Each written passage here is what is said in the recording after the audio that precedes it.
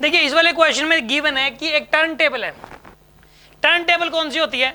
जो कि अपने आप जैसे कि ना नीचे एक मतलब स्टैंड लगा हुआ होगा और वैसे ऐसे उसको ऐसे घुमा के छोड़ दो, वो घूमती ही रहेगी, अपने आप घूमती रहेगी हमेशा के लिए, क्योंकि कहीं कोई फ्रिक्शन नहीं है। रियलिटी में देखोगे तो फ्रिक्शन जरूर होता है, तो इसलिए ऐसे घुमा के छोड़ोगे तो थोड़ी देर बाद से थोड़ी ज़्यादा देर बाद रुक जाएगी वो, क्योंकि रियलिटी में एयर का फ्रिक्शन भी है और थोड़ा बहुत जहाँ पे वो घूम रही होती है जिस एक्सिस के अबाउट वहाँ पे भी फ्रिक्शन होता है। लेकिन हम एक बार ये मान के चल रहे हैं कहीं कोई फ्रिक्शन नहीं है, और जब फ्रिक्शन नहीं होगा तो उसे घुमा के छोड़ दो, जिंदगी भर के लिए घूमती रहेगी। ठीक है, एक बच्चा है वो इस टर्न टेबल के ऊपर खड़ा हुआ है, यहाँ पे बीच में ऐसे, यहाँ पे एक बच्चा है ऐसे करके अपने हाथों को ऐसे फैला के, ठीक है, ऐसे करके खड़ा हुआ है, ऐसे करके खड़ा हुआ है वो, और कितने से घूम रहा है वो? 40 रेडियन पर सेकंड से। कितने से घूम रहा है वो? 40 रेडियन पर सेकंड से। अब एक बात बताओ, अगर वो अपने हाथों को ऐसे फोल्ड कर ले, ऐसे पहले ऐसे था, अपने हाथों को उसने फोल्ड कर लिया। अब मुझे एक बात बताओ, इससे उसका जो मोमेंट ऑफ इस एक्सिस ऑफ रोटेशन कौन सा है यहाँ पर? ये वाला एक्सिस ऑफ रोटेशन, तो ये एक्सिस ऑफ रोटेशन, अगर वो अपने हाथों को फोल्ड कर ले तो इस एक्सिस ऑफ रोटेशन के अबाउट उसका मोमेंट ऑफ इनर्शिया कम हो जाएगा या ज्यादा हो जाएगा? पहले एक्सिस से जो मास था ना वो दूर दूर था, एक्सिस से मास कहाँ पर है? ये दूर दूर है।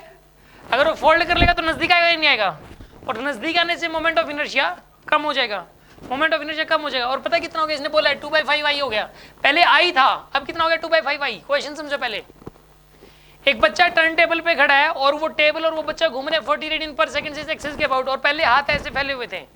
अगर वो अपने हाथों को ऐसे कर लेता है तो मोमेंट ऑफ इनर्शिया कम हो जाता है उसका, और वो मोमेंट ऑफ इनर्शिया हो जाता है 2/5i। पहले आई था और आई से कितना हो जाता है? वो 2/5i हो जाता है। आपको ये बताना है कि उसमें ओमेगा के ऊपर क्या इफेक्ट पड़ेगा। देखो एंगुलर मोमेंटम कंजर्व्ड है इस क्वेश्चन में, क्योंकि कोई फ्रिक्शन तो है नहीं और कोई एक्सटर्नल फोर्स भी नहीं लग रहा, कोई एक्सटर्नल टॉर्क नहीं लग रहा, तो मोमेंटम तो कंजर्व है इसमें। एल आई ओमेगा का जो प्रोडक्ट है वो कांस्टेंट रहेगा, आई ओमेगा का जो प्रोडक्ट है वो कांस्टेंट रहेगा। तो इसमें एक बार आई घट गया तो ओमेगा बढ़ेगा। आई ओमेगा का प्रोडक्ट अगर कांस्टेंट रहता है, I into omega is equal to क्या रहना है यहाँ पे? कांस्टेंट। आई क्या हो गया इसमें? घट गया। टेबल का तो आई उतना ही है, इस बच्चे का आई घट गया, इसने अपने हाथों को फोल्ड कर लिया। तो इसके अंदर ऐसा करोगे आप, L initial is equal to L final करोगे। इसमें ये पूछा कि नया वाला ओमेगा कितना होगा, इसमें नया वाला ओमेगा पूछा है, ठीक है ना। एक बार क्वेश्चन को पढ़ते हैं। A child stands at the centre of turn table, एक बच्चा एक टर्न टेबल के सेंटर पे खड़ा हुआ है, with his two arms outstretched। शुरू में उसकी जो आर्म्स हैं वो outstretched हैं। The turntable is set rotating with an angular speed of 40 radian पर सेकंड। शुरू में turntable 40 रेडियन पर सेकंड से घूम रही है, साथ में वो बच्चा भी घूम रहा है। How much is the angular speed of the child if he folds his hands back and thereby reduces his moment of inertia to 2/5 times of initial value।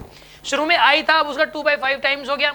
आपको ये बताना है कि नया वाला ओमेगा कितना हो जाएगा इसके अंदर, ठीक है ना। कहीं कोई फ्रिक्शन नहीं, ये भी मेंशन किया है। तो L initial equal to L final. तो पहले ऐसा करो, पूरे सिस्टम का मोमेंट ऑफ इनर्शिया आई था मान लो, और एंगुलर वेलोसिटी कितनी थी? 40। अब क्या हो गया पूरे सिस्टम का? आई बताओ 2/5 टाइम्स ऑफ आई, और ओमेगा डैश आपको निकालना है, ठीक है ना।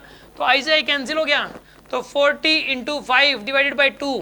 तो यहाँ से ओमेगा डैश की वैल्यू बताइए कितनी आएगी? यहाँ पे निकल के 100 निकल के आएगी। आंसर इज 100, ठीक है। आंसर 100 रेडियन पर सेकंड आएगा। समझ में आ गया होगा आपको ये?